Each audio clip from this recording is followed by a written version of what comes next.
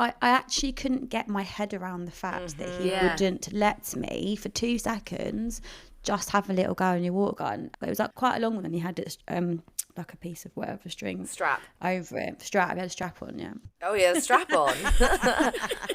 Okay, no wonder you were hanging out with him. Makes sense now.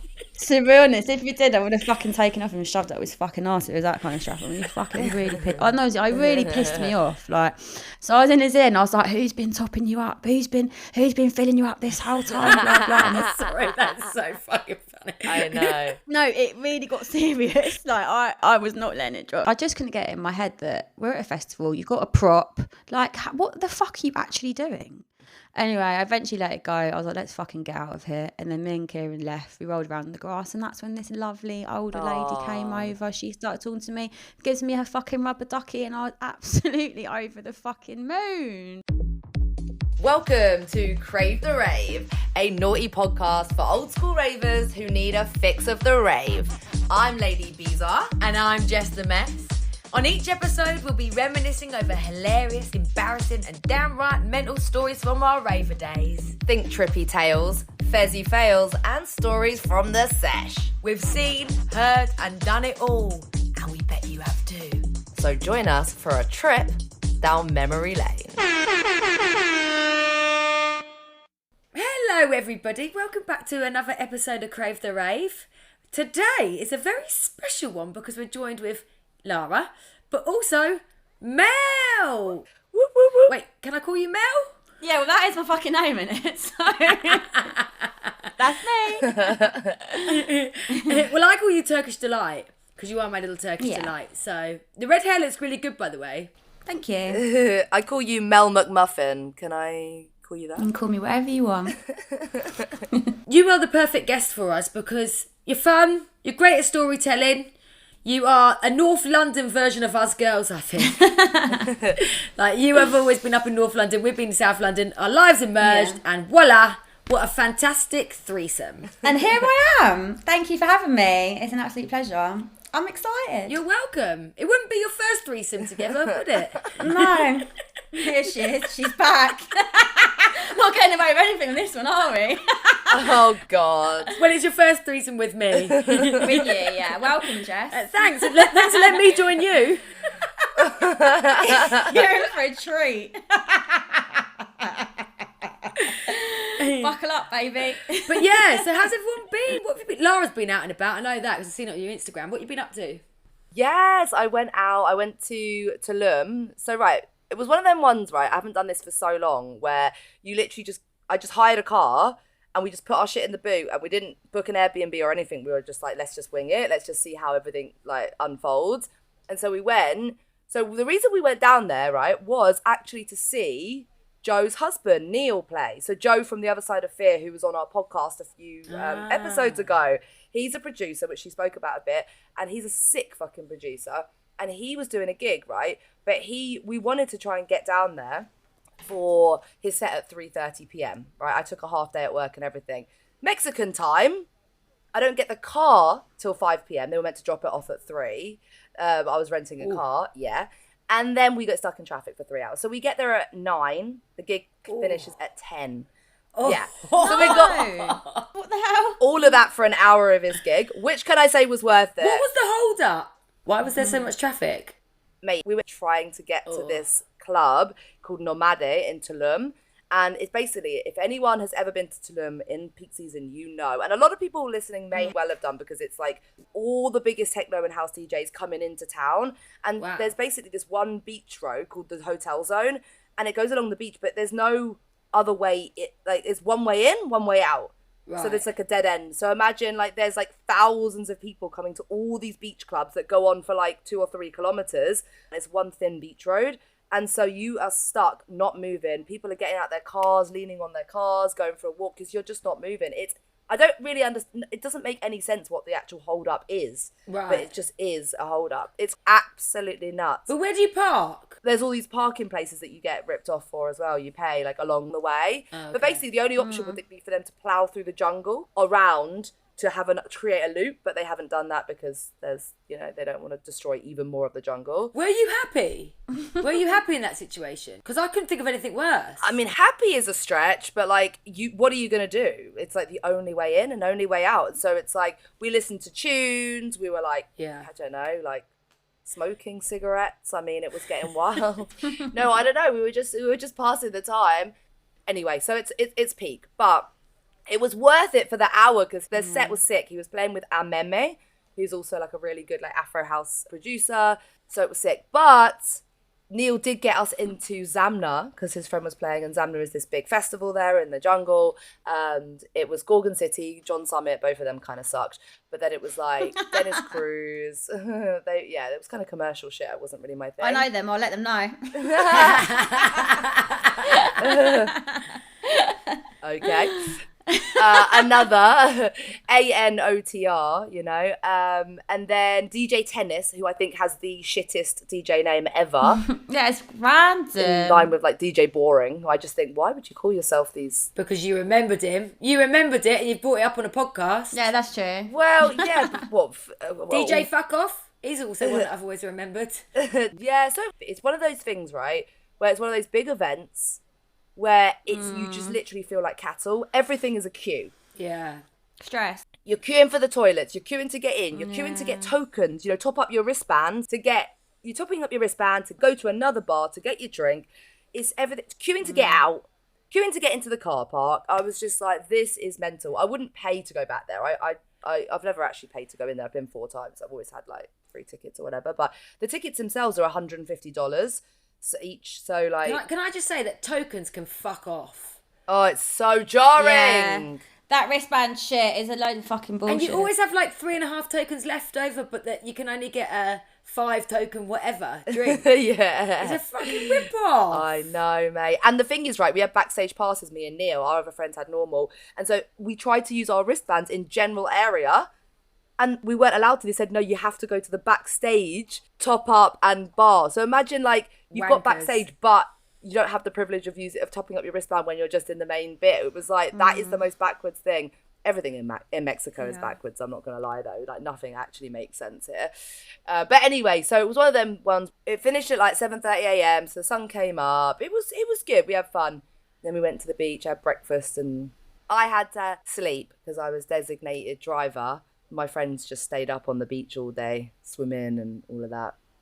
Would you have a little nap in the car? No. Oh, yeah. So we went back to Nomade with Neil, and he let us use his fucking fancy beach club where the event was in the first place. So we had access to the nicest place. Yeah, I slept there. What'd you have for breakfast? I had the tiniest, $20 for the tiniest little... roast dinner.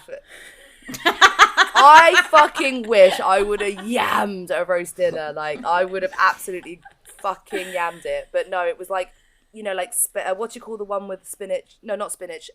Salmon on a... Eggs Royale. Yeah, that one with the salmon and But you haven't said what it is. Eggs. She just knew. She knows me. Oh, Muffin, but it was like a bagel, but it was like, it was like a baby bagel. It was like it was for a tiny hamster, and I was like, that is it. It was so small. I was still hungry, but I was just like, I need to sleep. So yeah, that was my adventure. And then we were stuck in traffic for getting out again last night. 3 hours again to get out. We moved like 1 kilometre. It was nuts. How are you feeling today? I actually feel good. I slept for like 8 hours last night. Because I had that micro sleep, that 3 hours, I feel fine. If I hadn't had that sleep, I would be destroyed. One of them ones, it's like... I thought you were going to say, because I had that micro bagel, I was fine. That little micro penis. Did you have any micro penises?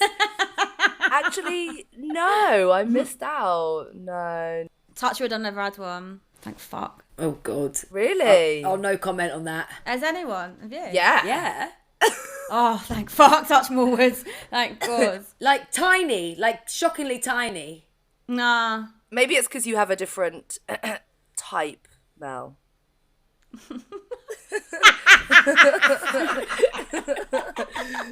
Can I say that? I don't know what you're trying to say. No, but even before, like, even the other... Yeah. The other ones. Don't jinx me! Yeah, lucky Don't you. jinx Yeah, you're me. still single. There's a good chance that you could still find a micro penis on your way out. Yeah. Your lot's micro penis energy is definitely going to jinx me now, isn't it? Mel, you're swallowing your words a little bit, darling. Swallowing that micro penis. Swallowing the mic. Yeah, get your mouth off that mic, you dirty bitch. That reminds me that actually when I told my brother that I was going on a podcast, he was like, well, I hope there's subtitles. Oh my God, that's spot on, really, isn't it? Yeah. Oh, you seem really, like, are you stoned? You seem really chill though, Mel. I feel like I haven't seen you like this. Normally you're like a little wind up Duracell bunny, a bit like me, but right now you're like, yeah. I think we should set the scene here. So Mel is in Turkey, living with her brother at the moment. Yeah. Lara's in a cupboard in Mexico. And I am in London. Nothing amazing about that. So At a kid's desk, aren't you? so that's where we are. So you are actually in like quite a chilled environment anyway, Mel. Yeah, mate. I'm very chilled, can't get my hands on anything, and So you're not stoned? I'm definitely not stoned. I wish I was. I've been sniffing out downstairs actually though. I'm in like some flats, and every couple of weeks there's definitely the smell of weed downstairs. I've kind of worked out where it is. It's downstairs to the left. There's somebody in there. Could you like just go haven't down been and like knocking the door, casually but- like knock on the door and be like, hey, have you got a parcel for me? Oh, hey man, I'm down with you guys.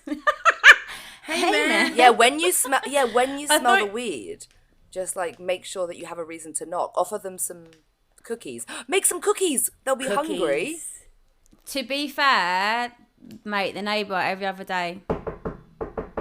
There's bread, there's this lovely, delicious, gorgeous dessert that I've never come across. But is that the stoner neighbour? No. Well, I don't Well, know. that's fucking pointless then. Well, how many doors am I going to knock on? Do you know what I mean? Oh, why don't you just go and buy a pack of cookies and just be like, I'm baked cookies for the neighbourhood, and just like For the stoned suss neighbour. it out.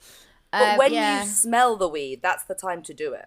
Yeah, And yeah, I'm sorry, are you telling me that you have somebody that comes and knocks on all the doors offering bread and stuff like that? Yeah. So if you are stoned, it's a fucking heaven. Yeah. Because you've got munchies being delivered to your door. Yeah.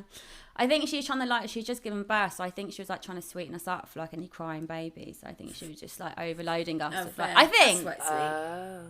Is she selling them or she's giving them? No, it's just Turkish hospitality. Oh, that's lovely. Any Turkish delight? So then but then my brother feels really bad because every time she drops something off, he's like, oh fuck, I've got to make something now. So he's like baking cookies and like he's been making shortbread, bless him. Oh, there And we he go. goes He's round- doing a your job for you. Just fucking go down there. Yeah, that's true. Next thing you make, I'm like, fucking go downstairs to the left, mate. Yeah. Well, we've brought Mel onto the pod today because we feel like you've got so many funny stories to share, and we want to get other people's perceptions of their raving culture, their raving time. What I find fascinating is like in every neighbourhood, everywhere, there's like groups of friends doing exactly what our friendship group were doing. You know, you always felt, I always felt like I was like the only one doing the sesh for 3 days with my group of mates, but like probably like the next road along there's another group of mates doing the same, and you guys were all doing that up in North London, as everywhere around the UK and beyond are doing as well. So I just think it's funny to get another point of view and to get some more fresh stories about your raving days, because that's what this whole podcast is about, and it's about sharing nostalgic stories about the past. Mate, we would have been definitely at the same parties and the same raves if we met each other. I know we were 100%. because we had the same passwords for everything, which is where we used to go raving. And I met one of your friends years ago, Tiff. I met her years ago at the rave. And years later I saw her with you when we were friends. So there's been probably many times we've been in the same place. We just didn't know each other until later on in life. Yeah. Strangers on the dance floor. Strangers on the dance, not passing each other by, like ships in the night. Exactly. Floating past. Strangers passing by. That's what. Did anyone else think of this? The Mike Skinner song? June. Don't, because you're making me want to party now. I'm absolutely fucking deprived over here. Yeah, nothing. It's just not like that over here. Me too.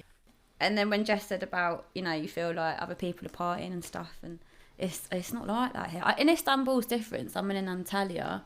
I know Istanbul's got like a bit of an underground raving scene, but I think even that's kind of like died down a bit from what I've heard from my brother, because I've never actually gone out partying in Turkey ever. I don't know what it's like to go raving. Okay. Well, Mel is Turkish, just to clarify, because nobody knows that, right? Yeah, I'm half Turkish. My dad's I Turkish. mean, talking about not partying, my life is the most bleak, boringest, middle-aged woman life you could ever probably imagine. Honestly, how I came from being a party girl for decades, partying to what my life has become now, it's literally cleaning the bathroom, stacking the dishwasher, making dinner, and going to Lidl over and over and over fucking again.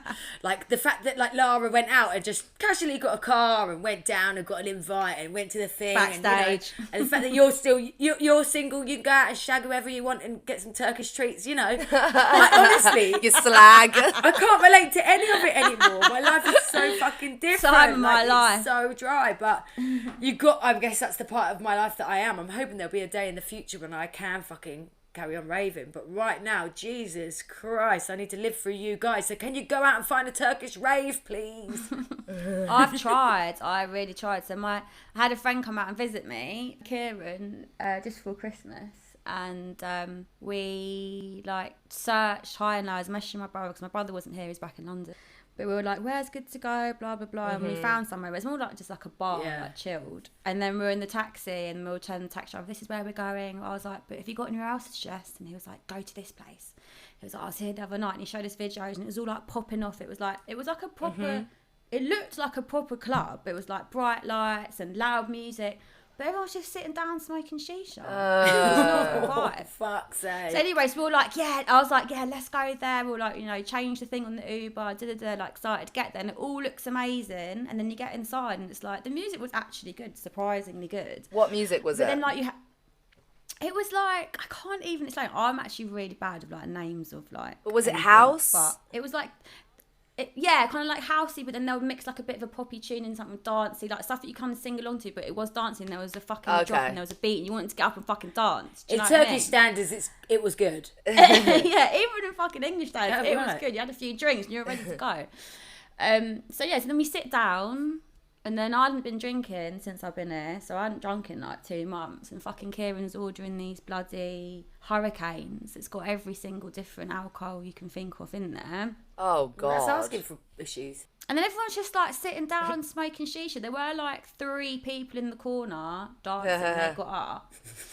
Yeah, and then basically we'd had quite a few drinks. I actually bent over and bashed my head and knocked it on the corner of the table next to me so fucking hard. Kieran said that when I got up, he thought I was pulling a funny face because I'd gone cross-eyed, but I had actually. Okay, oh wow. Yeah, so now then I'm being a bit funny, and then obviously we were like, right, let's call it in. We got to get it somewhere. Started asking every Tom, Dick and Harry. I literally asked a man and his dog. There was a man in the club with this fucking dog, with a little Pomeranian, and he had this suit on and the fucking dog had this matching suit. And I was like, you look a bit fucking arrogant and up your arse, you must have some. So I went up to him and he was like, no, chocosaur, like really hard. I was like, oh, okay. And then Kieran was asking all the bar staff, and then after a while, I was like, I just want to go home. Like, I think I was actually a bit concussed, Oh, God. And then we got in the taxi. He's asking the bloody taxi driver. And he's on Grindr. And he's on Grindr asking every Tom and Dick and Harry. Oh, my God. That's resourceful, though. Good idea. Like, spread the web wider. Yeah. But then Grindr got in contact with him. It's like, stop using our No. platform. We know what you're doing. No. Oh, you probably got him banned off Grindr. Where will he find his micro penises? Reddit. So he then Googled it. ChatGPT. Literally, yeah, he should have actually. He then Googled it and he got a number off Reddit. And For gear? And then Wow. well, apparently he had everything.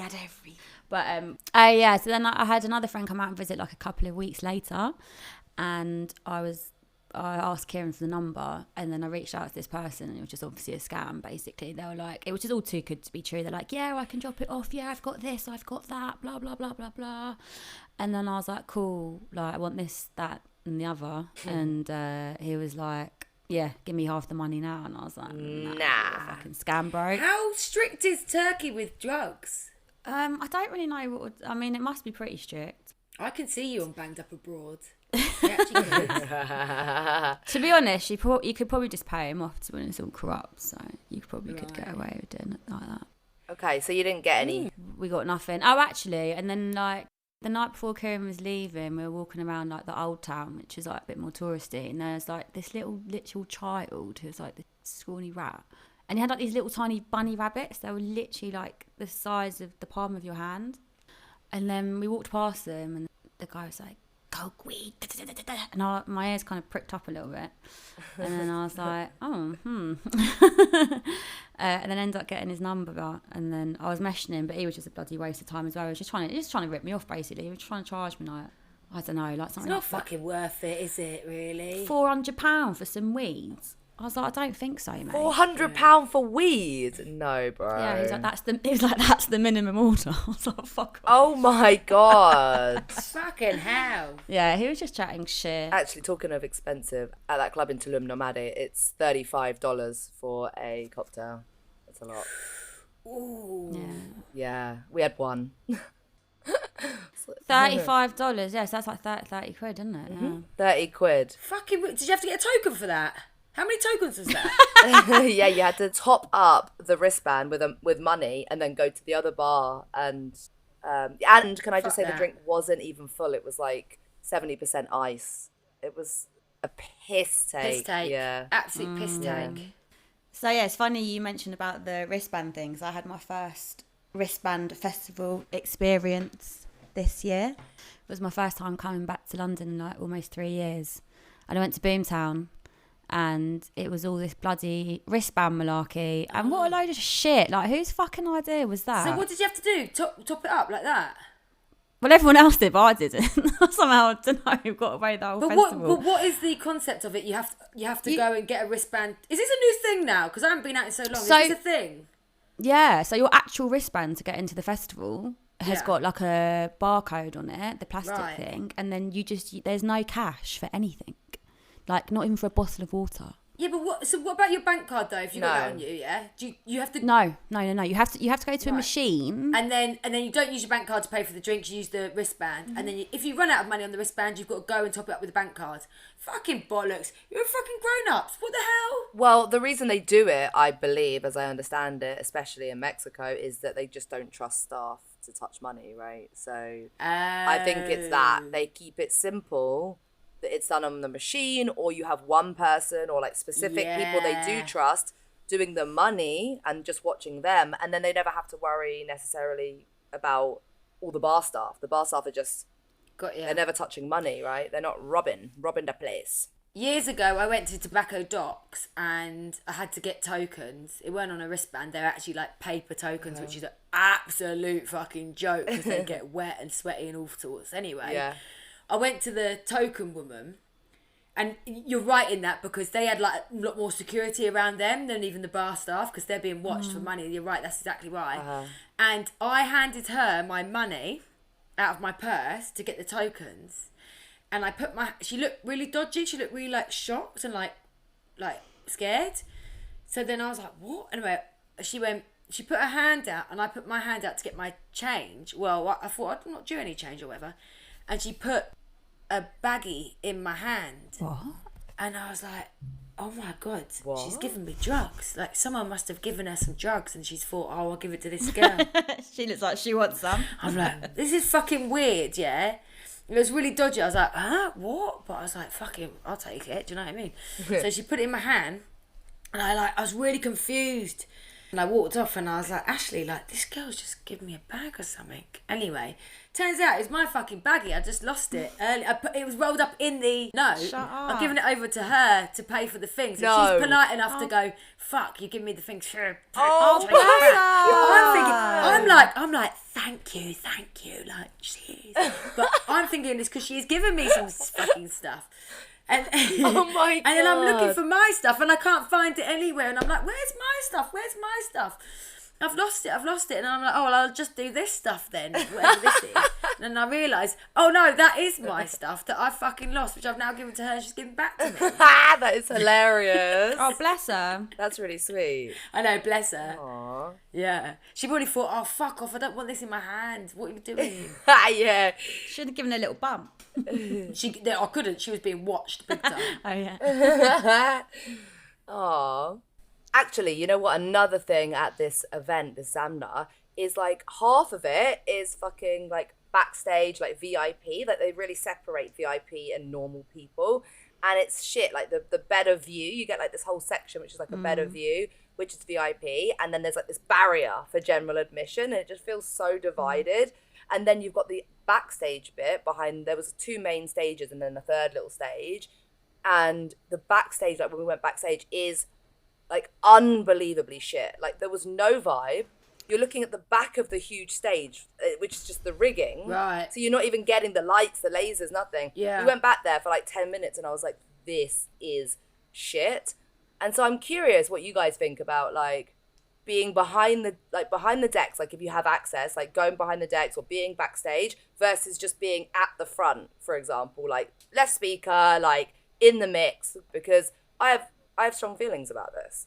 What do you guys think? Well, I just want to say, have you seen that T-shirt that says "Nothing happens backstage"? Oh, really? I love that. You should have got the T-shirt after. Totally. I've never really been backstage, not that often. I have been VIP quite a few times, and I've got a big issue with VIP. What the fuck? You're very important. You get your own area. What is this? The fucking 80s where they've got a roped off area? Like, no. I remember when I initially saw the plans for Printworks, and it had this like model drawn up of like, what do you call it? It had like a image of like that massive hallway full of people. Yeah. And then the upstairs bit like full of people. And I thought, that looks absolutely amazing. Like, it's fucking sick. But in reality, the only people that could go upstairs onto those like sort of corridory balcony bits were the VIP. So in reality, there was only like 10 people up there. And I just remember thinking, open it up, let us up there. Like, why aren't we allowed? Why are we having to stay down here? Like, it looks so much more amazing if you had people on all different levels. I mean, one of the most embarrassing, cringiest things that ever happened to me, and one of the reasons I took myself off social media for so long, was because I really embarrassed myself.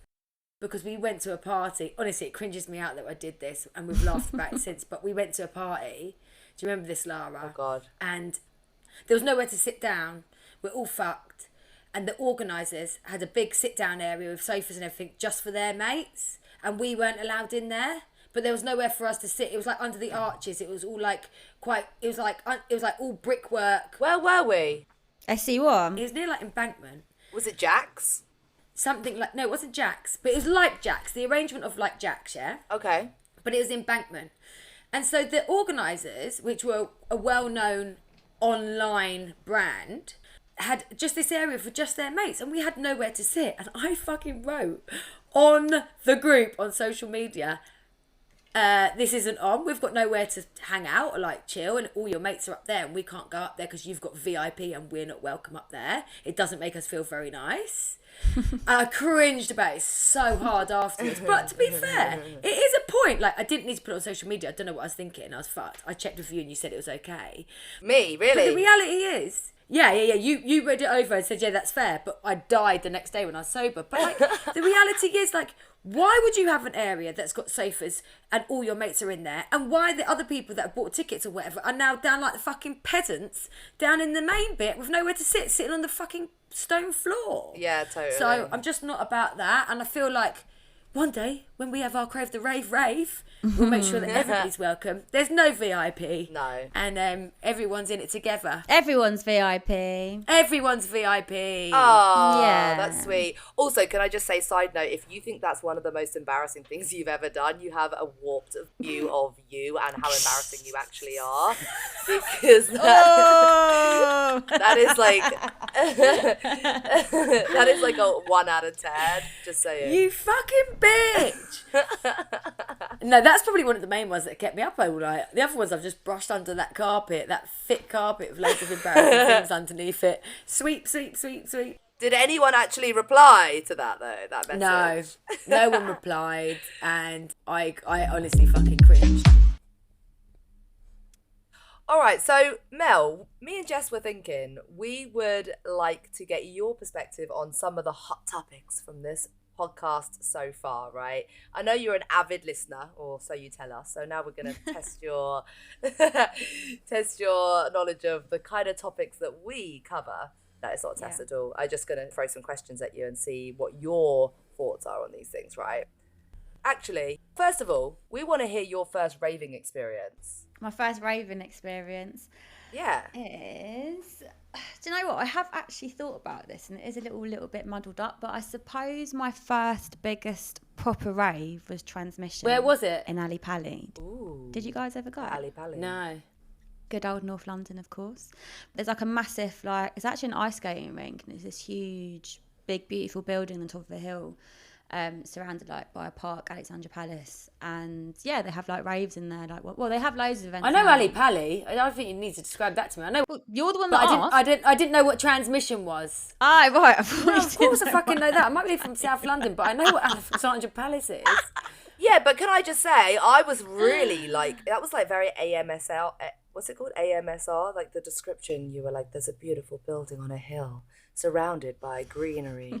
And I was like, this doesn't sound like the setting of a rave. It sounds like the setting of a wedding. Sorry, guys. But I loved it. Your deep dark No, but south. bear in mind, we have listeners from all over the world. So I think it is good that we remember that when we say Ali Pali, nobody has a fucking clue unless you actually are from London or know the venue. So thank you for your kind description. That's okay.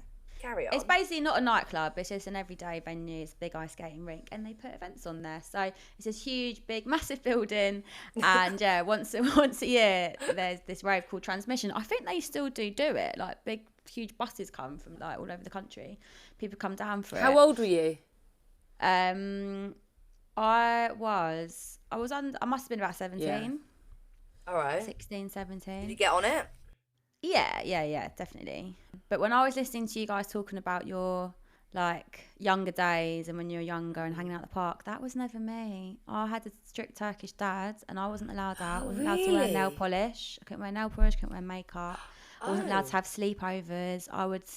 If my dad went to Turkey, that's when I could have like a friend over or have a sleepover. But you told me once, this is always stuck in my brain.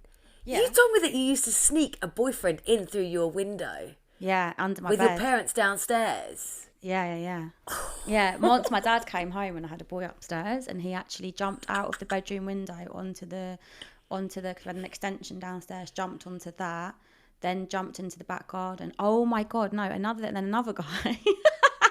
Another one happened where he jumped out and he ran out the back garden, jumped over the fence, went into the next row of houses garden, and they actually called the police and everyone knew about it. And I was sitting there like, that's my fucking boyfriend.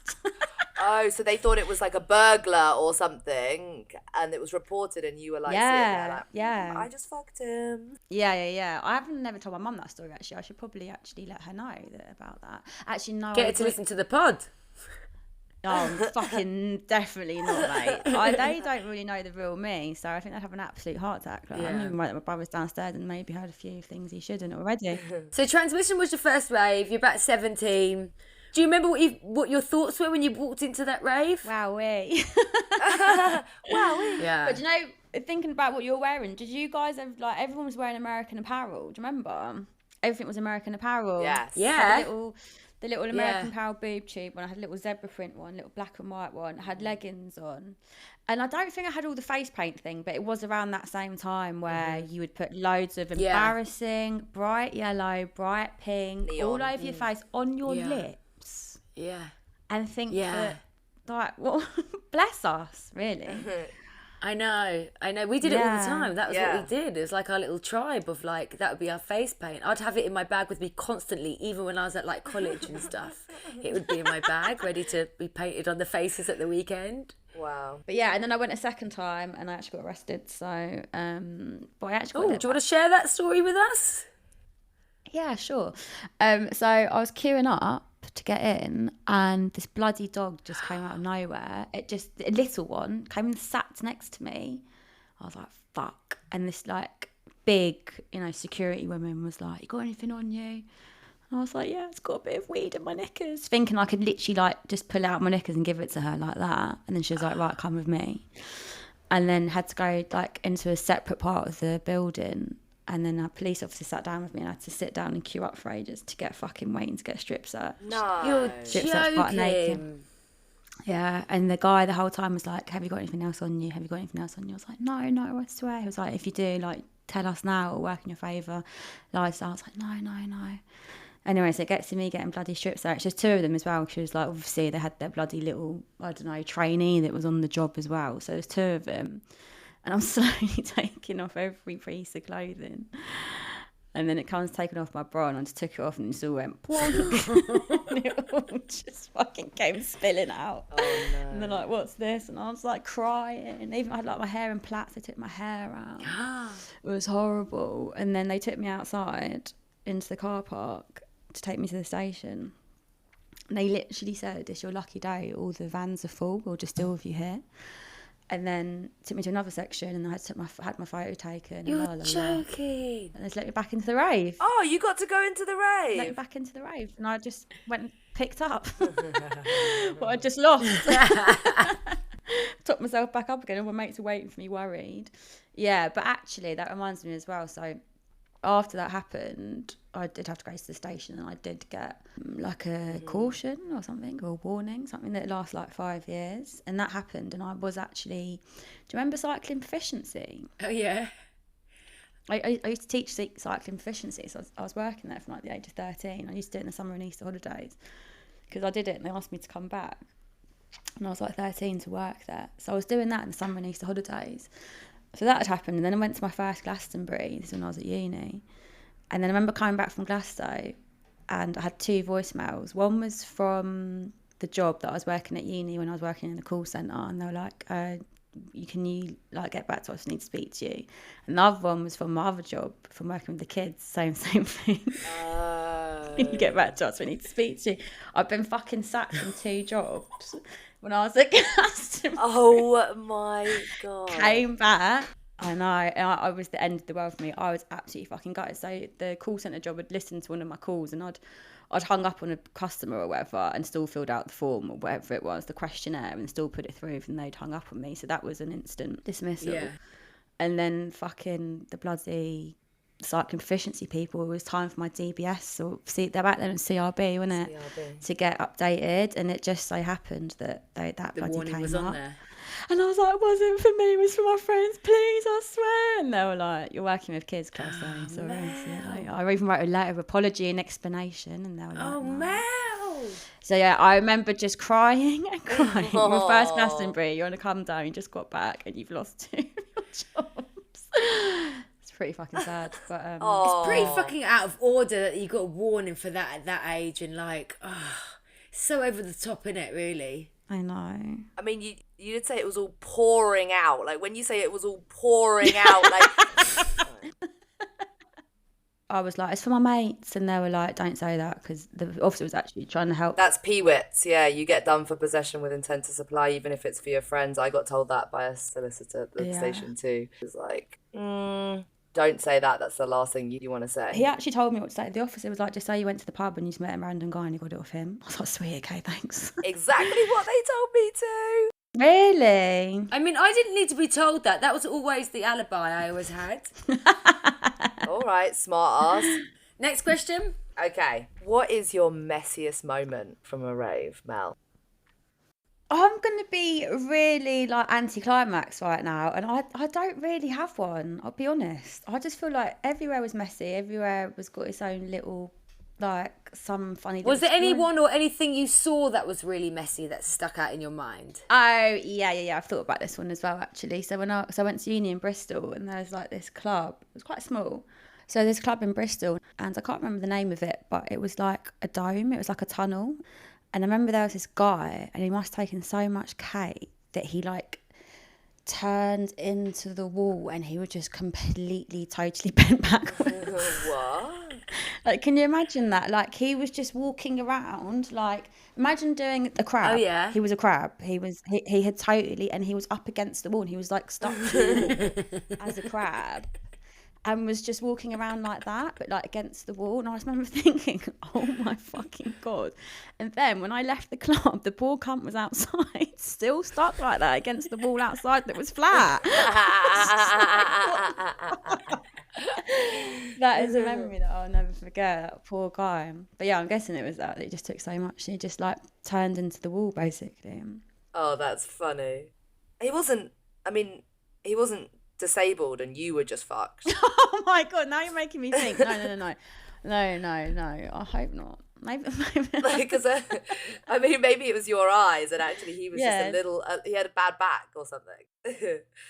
All right. Well, I was going to ask you what a memorable person from a rave might be, but I mean, is it that guy? Is it Bendy Ben? I suppose I got loads. Do you know what? It was like more so always bumping into the same people and recognising the same faces, and like people come up to you and be like, I saw you here and I saw you there. I loved that about it. Like going to Fabric every Friday. Yeah. Seeing the same people, the same characters. Did you see the Shaggers? Yeah, I saw the Shaggers, yeah. You know of the Shaggers. Did you? Yeah, I only saw them once or twice. I saw them room 1 on the stage in like the corner. The right, like when you walk in like to the right hand side. I didn't see them in room 3. I saw them right there. Have you ever shagged in the club? That's not a sex club. Oh, good question. Yeah, I have. Yeah, in a gay club. Yeah. Where? It wasn't me having my like first lesbian experience. It was with my now husband. But we went to a gay club after a rave, and everyone had gone to Pride, and we met you lot, so we went to Groucho's, and then it was a gay night, and me and Ashley were the only people that got it on in the toilets. Well, I don't know if we're the only people. I don't know about that, but I remember all my mates being shocked because they're posh toilets. Well, at least you had the decency to go to the toilet. It's not fucking out for everyone to see.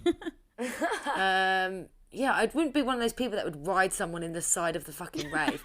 Like, to be honest with you, like, even then, like, just the thought of being at a rave and, like, having those feelings, like, that intensely that you want to shag, it's not really something that would ever come over me. Like, I'd probably be more likely to do that in a pub. It hasn't happened in a pub, but do you know what I mean? Like, if I'm in a club, I'm not really thinking about having sex. I'm just like having a good time, and everything that comes with going clubbing. I'm not being like, let's sit down here and have a shag. It's fucking weird. But that day we were just in Groucho's was like a bar, but it was a club and it was in there. So yes, I have. You?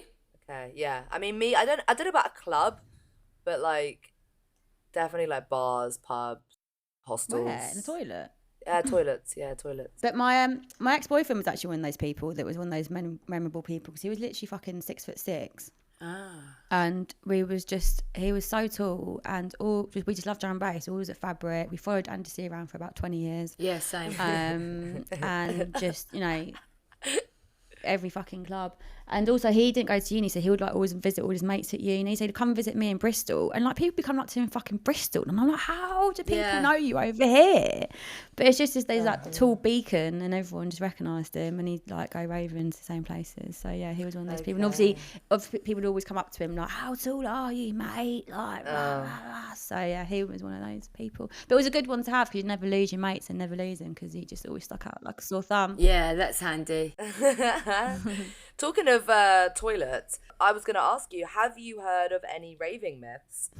Well, poor girl, Poo Girl, who lost her whole handbag in the festival toilet. Had you heard that story? I haven't heard that one, I don't think. Tell me. What about Urinal Man from the Glastonbury toilets who snorkels in shit? No. Trying to get a look at your bits. No? What? He's snorkeling to look at your bits? Oh, look, someone hasn't listened to episode 4. Is that why? No, it can't be that. What? Surely it must be no. What? Multiple people have said that they knew of this man, and it's been widely documented that somebody put a snorkel on and went into the sewers of Glastonbury. You mean in the port those thingies, and you go under? Yeah, underneath. Yeah. Surely you can't see much. Yeah, you know when it's like the troughs at the bottom. Apparently someone was in there, and this story has been confirmed by a few people now. But we sort of debunked it on our episode 4 when we sort of analysed it and talked about it a bit, and actually we think it was probably a load of bollocks. Well, yeah, what myths have you heard? When I was at Glastonbury, the room and they went round that Kelly Osborne fell down the portaloo. Poor Kelly. That was one of them. Smelly Kelly. Typical Kelly. What's she like, that Kelly? And then there's always rumours going around at a festival. And then these ones did actually happen though. Amy Winehouse died and I was at Secret Garden. Oh, yeah. Were you guys there? Yeah. Well, that wasn't a rumour. Which we obviously didn't really believe. Michael Jackson died at Glastonbury Yes. as well. Not at Glastonbury, but whilst Glastonbury was on. I remember that, yeah. Yeah. Oh my God, do you know what we should do? Next time we go to a festival, we should start Make a one up. rumour Yeah. and just see how much it travels. I'm up for that. I'm up We've for got to that. think of a good one though. Yeah, but people would just Google it. What do you mean they'll Google it? When you're there at a festival, people aren't really on their phones Googling a myth they've heard. You haven't got any reception. I think we just start a rumour and see how it travels. Okay. Well, we believe Kelly Osborne fell down the toilet for a bit. So, do you know what? That was probably before, before we didn't really have smartphones. Did we have smartphones then? I can't really remember. Maybe I had my little Nokia. But sorry, what would you Google? Did Kelly Osborne fall down this year's Glastonbury whilst you're at Glastonbury? You're not going to do that. It wouldn't have made the papers yet, would it? No. Sorry, I was thinking, I have a sick mind. I thought we were going to start a really dark rumour that someone important had died. So that's why I was like, well, they just Google it. No, I was thinking something more like Poo Man, Urinal Man, whatever, something like that. Yeah, funny man. That makes a lot more sense. Yeah, sorry. Fanny Man. There's a man going round and he keeps lifting up his skirt and he's got a big fanny and he keeps showing it to everyone. And it's got a snorkel on. And he's got a snorkel on and a handbag covered in shit. I was picturing the fanny with a snorkel on. Oh, okay. Moving on. Okay, so I think we should run with that, Jess. Snorkel fanny man. Yeah, let's do it. I'm up for it. I'm well up for it. I love spreading rumours. right, here's another question then, Mel. What's the best club or rave you've been to? I would say the club that sticks out from back in the day that we just loved and would always go to. But this was kind of at the time where other clubs started closing down. Did you ever go to Matter in Millennium Dome? Yeah. Yeah, we did, yeah. I loved that place. I didn't have any feelings for it, Did you really. It had a not? massive outside space, didn't it? You had it was you had all the steps up going like that. So you go to the top, you could come down, it had the bridge, you could go upstairs, there was a bridge going across the rave, there was the balcony. Yeah. And a massive... Oh, yeah. But did people go on the bridge? I can't remember if anyone went on there. Yeah, I remember being up there. Oh, yeah. I can't remember much of Matter. I don't know, it's not really something that's more of a nostalgic, but there's just something about that club that stands out to me. I remember thinking we just loved it when it first opened. You got kicked out, Lara. You and Catherine went into the toilets together, and I went in on one on my own, and they went fucking nuts at you because you went into the toilet together. And they kicked us both out? Kicked us out of the club? They were really... I think they might have kicked us out. We weren't in there for long because of that. Oh, it was fuck. really serious. It got very serious very quickly when you went into the toilet together.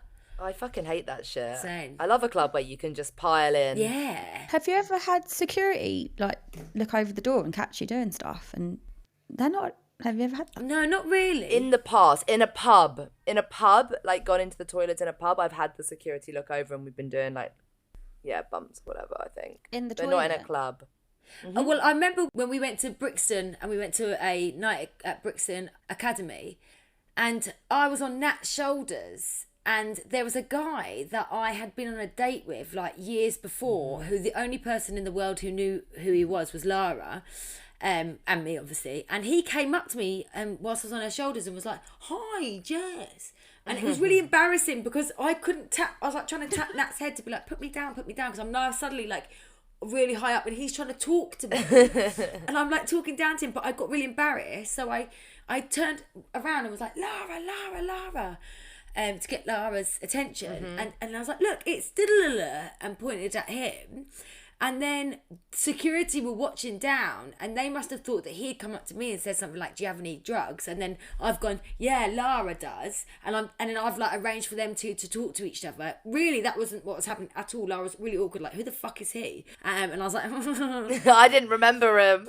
No, you didn't remember him. And then it was really awkward because I still stuck up really high, and then they grabbed Lara and they dragged the security. you out. Yeah, Came they out of dragged you out to nowhere. the front foyer. We were in the middle of the dance floor.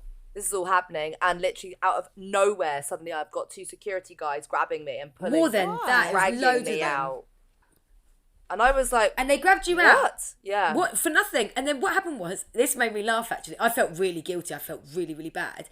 But what made me laugh was they were in the foyer and they were like searching every part of her bag, yeah. And they were fucking jobs worth, right? They were like, there was like literally about 6 or 7 of them. And one of them went through Lara's bag and got like a big thing of tissue paper, and he obviously thought, jackpot, this massive big bit of rolled up tissue paper must have something in it. And I watched him as he unrolled it as quickly as he could, hoping that at the end there'll be something in it. And I think at the end there was just like bogies that had Chocolate bar. Probably. And there was like nothing in there, and I remember him being so happy with himself. But then they kicked you out after that. You didn't even do anything wrong. No, but they found my bits and bobs. Yeah, I felt so bad. And what was hilarious is it was literally bags inside baggies, inside baggies, classic. inside baggies, inside baggies. So that it looked like loads, but it was just like, I think we'd gone to the Rave in a rush, and I've been like, gone to my bits and bobs box, which had like debris from the last probably 5 years of raving, because I'm a hoarder. And so I just shoved it all into a bag, which I think was in my bra. And it was just little bitties. I mean, this is, 10 years ago now, nearly. Yeah. But, like, it was all bits and bobs of old scraps. So, I mean, it took him about 10 minutes just to even unravel the things. He was like, what am I even looking at here? I was like, I'm so sorry. I was like, I don't even know what's in there myself, to be honest. It's just the drips and the drabs. So he kept pulling out bags with the tiniest little crumb. He's like, what is this? And I'm like, couldn't tell you, mate. No idea. What colour is it? Is it orange? Or it might have started off pink and now it's, clear because it's been, over time, it's decayed in this bag. I'm like, maybe it was a pill once upon a time, but it's, I don't know. Anyway, but they let me back in. They took my shit, and he was like, you're very, very lucky that, like, we're not going to take this further. Based on these like 17 bags of crumb. But then I had to wait outside, but I think it was already 5 a.m. It was already quite late. I think we were pretty done Yeah. anyway. We went back to the house and Brixton had partied. Yeah, cracked on. So Mel, here's another one for you. How old is too old for raving? No such thing. Oi, oi. Yeah. No such thing. We're with you on that. Yeah, of course not. I love the old ravers. Yeah, I they're the absolutely best. fucking love seeing them. I think good for you. I never think anything negative about them. I think, thank God you're here. Yeah. And really, if you think about it, like those 90s ravers, they paved the way for us to be able to have these nightclubs. Yeah.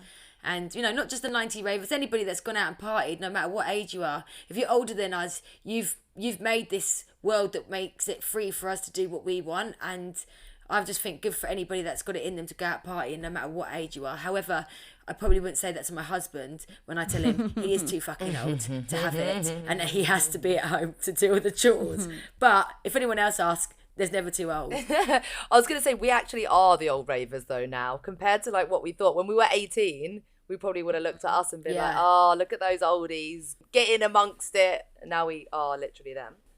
Now we are. Well, when I was at Boomtown, I had a little old couple raver who are a lot older than us. They must have literally been like in their 60s, late 60s for sure. But they literally made my day. Like me and it was actually Kieran, we'd like bumbled off and we're like kind of rolling around in the grass, and like the couple came over and they were just like, I don't know, started talking to us like, oh, you guys look lovely or whatever.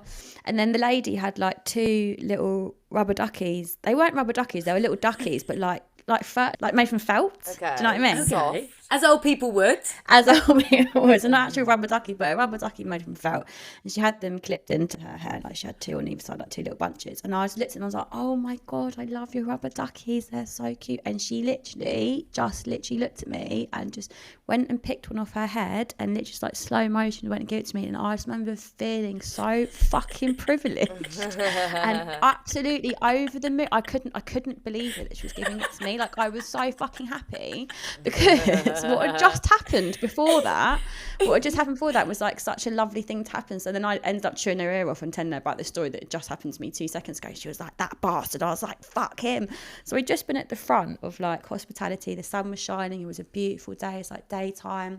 We're right at the front and like there's a guy there with a fucking water pistol, with this long water gun. He was just like squirting us. Obviously it was boiling hot, like really enjoying it, like squirting me and all my friends. It's boiling hot, like we've got a fucking bikini on, like happy days.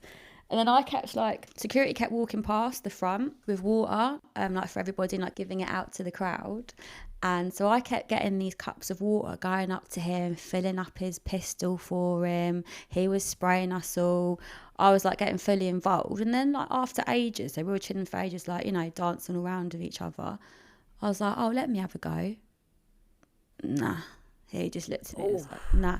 I was like, I actually couldn't get my head around the fact that he wouldn't let me for 2 seconds just have a little go on your water gun. It was like quite a long one, and he had it like a piece of whatever string strap over it. He had a strap on, yeah. Oh yeah, strap on. Okay, no wonder you were hanging out with him. Makes sense now.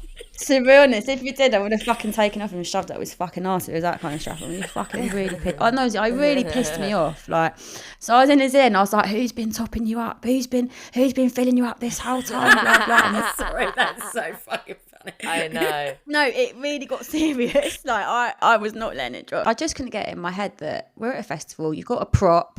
Like, what the fuck are you actually doing? Anyway, I eventually let it go. I was like, let's fucking get out of here. And then me and Kieran left. We rolled around in the grass. And that's when this lovely older lady came over. She started talking to me, gives me her fucking rubber ducky. And I was absolutely over the fucking moon. She did. Aww. And I told her the story about that. I told her the story what just happened and why her giving me the duck meant even more to You me. restored your faith in humanity. That's cute. Yeah. It would have been really good if like the duck was actually like a waterproof duck. A water squirty duck, and you spray could go spray it in his face. Yeah, literally. But then just to round off the little rubber ducky story, I don't know if there was a thing at Boomtown this year where it was a rubber ducky theme. I don't know.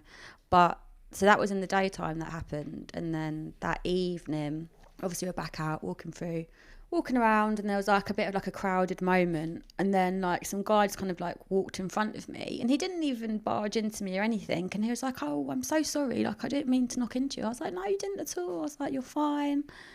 And then he was like, oh, you have a nice festival. And I was like, you too. We end up having a hug, and then he goes, do you want a rubber ducky? What? I couldn't believe it. I was like, yeah, It must have been a thing. it was a thing. And then they were so fucking tiny. There was 2 little plastic, tiny little rubber ducks. They were so small, like the size of your little nail. And then so I went running off. I was like, Kieran, look what I've got for us. And he took one. Later on that night, I found out he'd fucking swallowed it, and he thought it was a pill.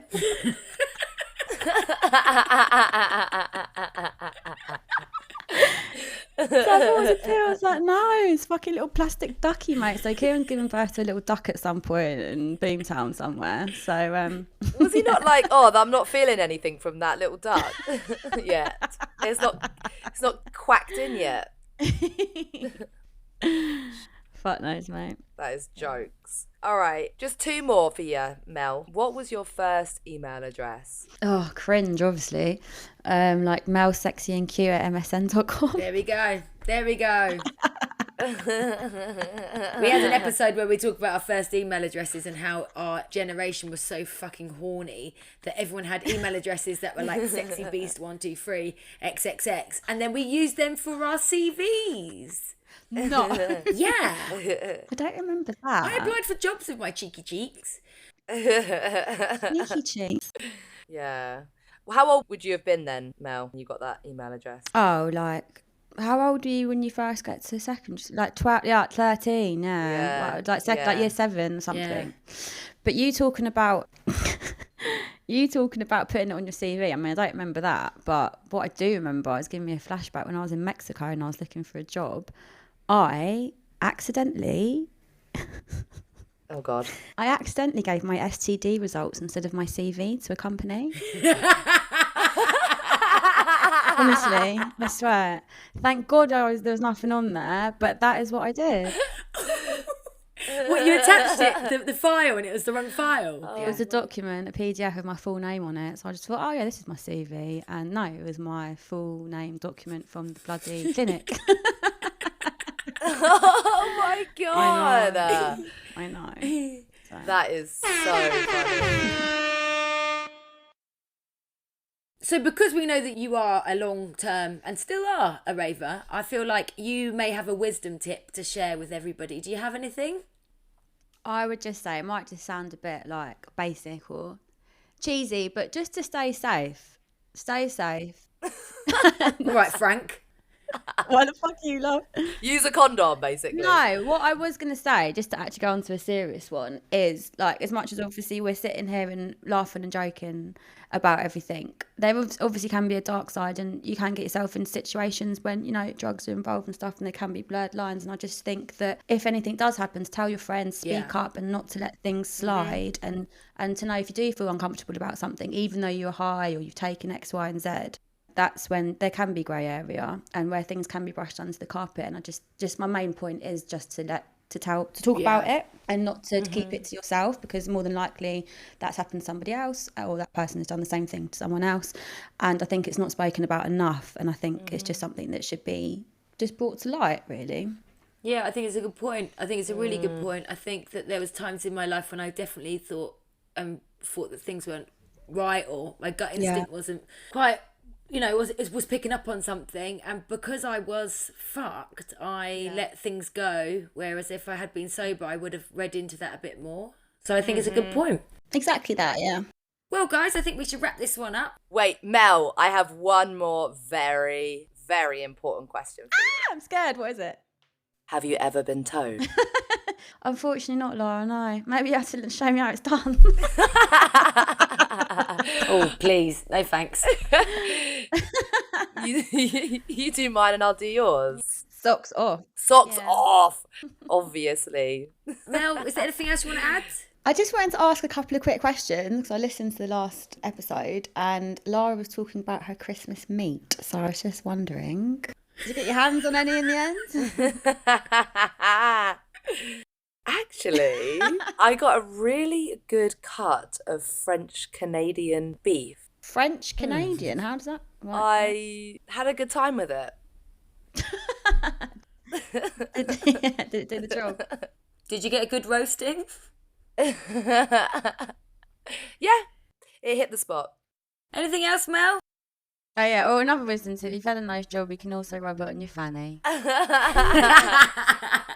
I didn't think of that. Oh. Yeah. Good advice, thank you. Well, thanks, Mel. Thank you for spending the time with us today. We knew it'd be fun, it has been.